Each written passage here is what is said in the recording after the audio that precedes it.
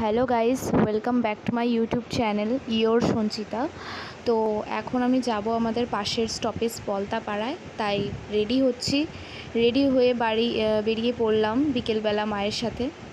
বাড়ি থেকে বেরিয়েই একটা মাঠ, আর তার পাশে একটা আম গাছ, তাতে বেশ ভালোই কয়েকটা আম হয়েছে, ভালোই লাগছে দেখতে। কিন্তু আর একটা এই যে আম গাছ, এতে কোনো আমই হয়নি, কারণ আম এবারে একটু কমই হবে, কারণ এক বছরে আম বেশি হয়, এক বছরে আম কম হয়। তো চলে যাচ্ছি রোডের দিকে যাওয়ার সময় আকাশটা খুবই সুন্দর লাগছিল, পুরো লাল একদম, সূর্যটা অস্ত যাচ্ছিল, খুবই সুন্দর লাগছিল, তাই একটু জুম করে দেখিয়ে দিলাম।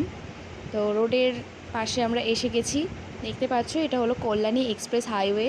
অনেকেই হয়তো চেনো এই জায়গাটা। তো অনেক আগে যারা এসেছো এই রোডে, এখানে এখন কিন্তু পুরোই চেঞ্জ হয়ে গেছে, এখন পুরো কমপ্লিট হয়নি, কাজ চলছে। আগে ছিল একটা সিঙ্গেল রোড, কিন্তু এখন ওই রোডটা হয়ে গেছে চারটে। অনেক আগে যারা এসেছে তারা হয়তো এখন চিনতে পারবে না ভালো করে।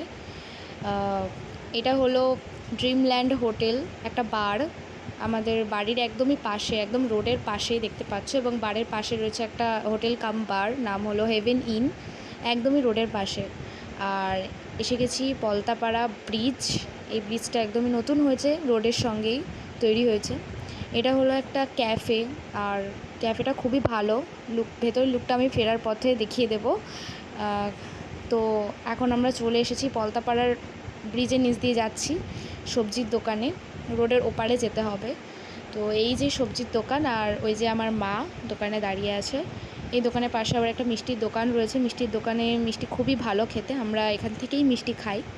তো সবজি কেনা শেষ, আমরা ফিরছি এবার বাড়ির দিকে। তো ফেরার পথে ক্যাফের ভেতরটা আমি দেখাবো। তো ক্যাফের ভেতরটা খুবই সুন্দর, ভাগ ভাগ করা আছে। অ্যানিভার্সারির জন্য একটা সাইড, যদি বুকিং করতে চাও তাহলে বুকিং করতে পারো, বার্থডের জন্য একটা সাইড। তো আমরা এই ক্যাফেটাতে এসেছি ভালো খেতে, খাবার দাবার।